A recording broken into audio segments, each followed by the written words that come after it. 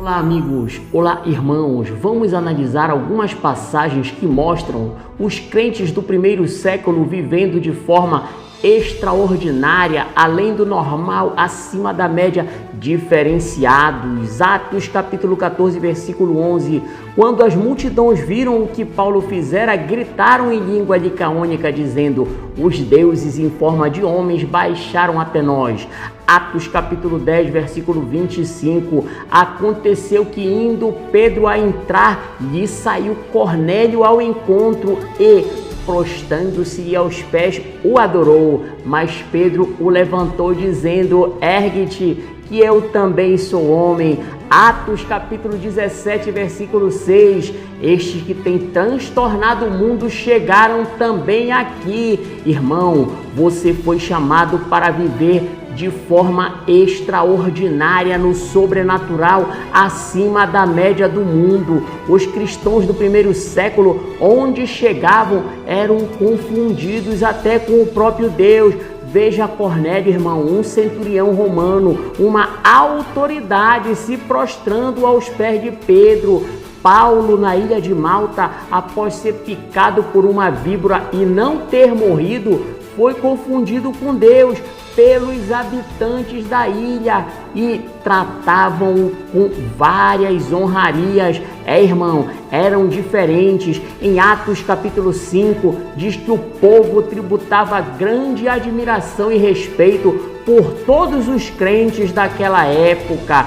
E sabe por quê, irmão? Porque eles viviam de forma extraordinária, eles mudavam as circunstâncias, eles eram simplesmente notáveis. O importante disso, irmão, é que você foi chamado para viver de forma sobrenatural, tendo domínio sobre as circunstâncias, mudando as circunstâncias pela fé, irmão. Porém, a imagem que tem se pintado do cristianismo é de alguém fraco, esquisito e covarde. É verdade, irmão. Satanás trabalha incansavelmente para pintar uma imagem do povo de Deus como sendo inferior, não sendo notável, quando nós devemos brilhar em um mundo de trevas.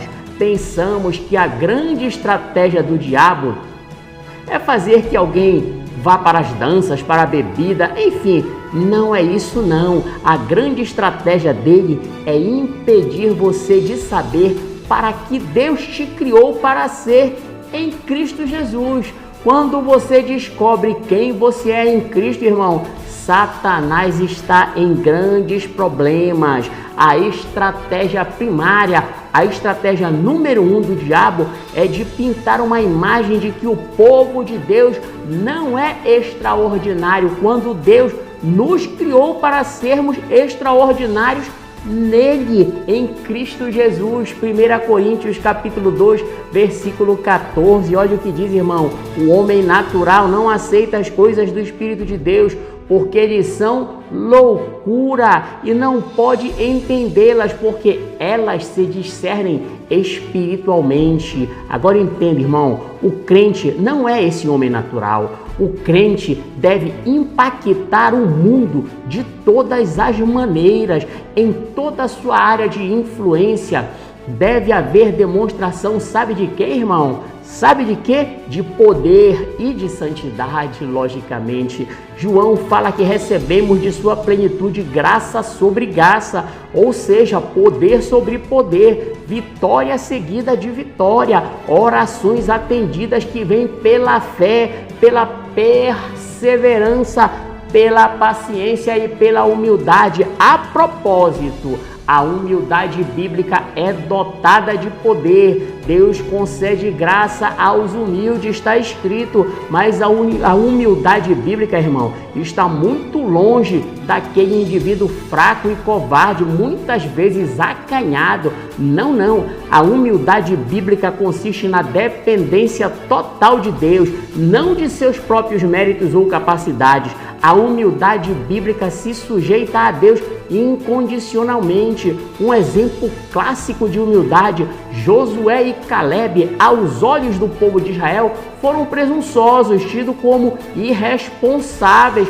pelo povo, que deviam questionar o quê? E nossas mulheres e nossas crianças serão violentadas, jamais entraremos nesta terra e deixaremos que algo aconteça com nossas famílias. Se enfureceram com Josué e Caleb, que optaram, sabe por quê, irmão? Por exortar o povo a confiar em Deus. Aos olhos humanos, os que se lamentavam seriam os humildes, mas aos olhos de Deus, do nosso Deus que é o mesmo, eram Josué e Caleb que estavam sendo humildes. Sabe por quê? Pois se sujeitaram à palavra de Deus. Pareciam ser arrogantes, mas estavam sendo humildes diante do Senhor. Humildade bíblica, irmão, que agrada a Deus, é aquele que diz: eu não posso, mas o Senhor é a minha força. Eu não consigo, irmão, mas o Senhor age em meu favor. Humildade bíblica, irmão, ela está muito longe daquele fraco, coitadinho que não confia em Deus. Humildade bíblica é sujeitar-se a Deus e, lógico, resistir ao diabo em nome de Jesus. Receber com humildade a palavra de Deus, irmão. Confiar incondicionalmente. Crer acima das circunstâncias. Tudo é possível que crê. Isso é ser humilde diante do Senhor. Humilhai-vos debaixo da poderosa mão do Senhor e Ele vos exaltará. Sabe quem que fala isso? É o apóstolo Tiago, irmão do Senhor. Você sabia que ele era irmão de Jesus? A igreja antiga teve grandes problemas. Sabe para quê? Para convencer as pessoas de que não eram deuses.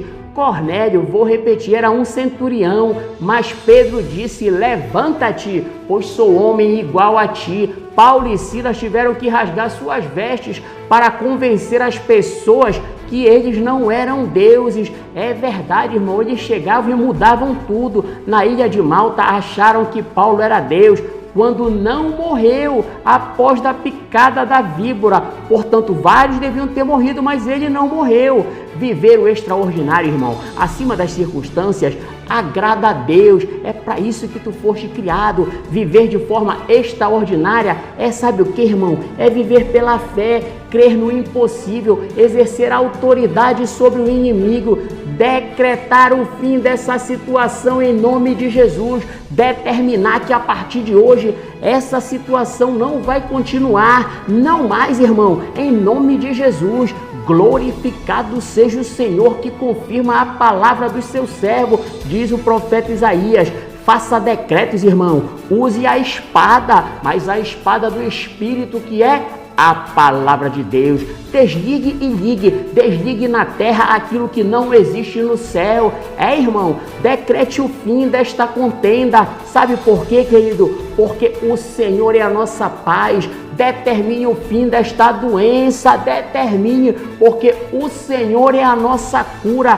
Decrete o fim desta privação, porque o Senhor é o nosso provedor. Decrete, irmão, a sua vitória em Cristo Jesus. Diga: hoje é um dia de vitória. A vitória da cruz é a sua vitória, irmão. Viva nesta perspectiva, viva nesta realidade, viva essa verdade, viva dando glória a Deus em qualquer circunstância, porque Ele age em tudo. Se ainda não está bom, é porque ainda não acabou. No teu livro, irmão, foram escritos todos os meus dias, cada um deles escrito e determinado, está no Salmo 139. E olha só, irmão, certamente estes flagelos e sofrimentos não estão escritos no seu livro. Eu creio que não. Embora surjam pelo caminho, lance eles sobre Jesus e siga a sua caminhada obcecado, imutável, implacável pela vitória que lhe foi dada na cruz.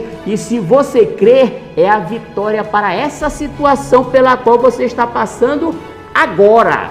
Irmão, Deus lhe quer por cabeça e nunca por cauda, sempre em cima, sempre acima da média, nunca por baixo. Está escrito em Deuteronômio. O sangue de Jesus, irmão, lhe garante a vitória hoje e eternamente. Esta vitória que você espera já lhe foi dada na cruz. Declare que você é vitorioso em tudo isto. Deus te abençoe Em nome de Jesus, eu repreendo o mal de toda a tua vida e vou declarar agora, irmão, esta já é a melhor semana da sua vida, em nome de Jesus. E se você crê, repita, creia e fale, esta já é a melhor semana da minha vida, em nome de Jesus.